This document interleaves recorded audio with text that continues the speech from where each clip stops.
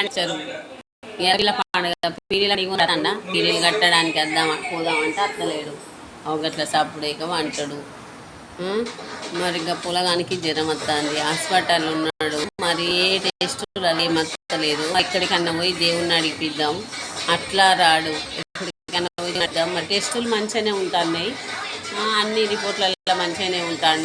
మరి ఏమవుతుందో మరి ఇలా బాయ్ అందులో కదా పోదామంటే తినడు. వండే చేసినాం అనుకో ఏం కూర వండుతాను, ఏం వండుతాను, అవే ఇవే అన్న ముచ్చటే అట్లాంటి తింటాడు. సప్పుడు చూస్తాడు అట్లా వంటాడు. మరి నేనేం వండాలి పోనీ రొయ్యలు అన్నట వండుతా. మరి దేవుడు అడిగించుకొచ్చుకునేది పిల్లడు యాక్టివ్ ఉంటాడు, మంచిగా ఉంటాడు. అన్ని టెస్టులు చేస్తారు, వాళ్ళు ఇంటికి పంపుతారు. టెస్ట్ వల్ల మరి నార్మల్గా ఉన్నాడు కదా. నేను చెప్తే నేను మనసులో ఏం ఎప్పుడు మరి అదేదో ఒక చెప్పించుకుంటే ఒక బాధ వస్తుంది. అదొక టెన్షన్ కదా. ఏందన్నది చూసుకుంటుండే బదులు చూపించుకోవాలి.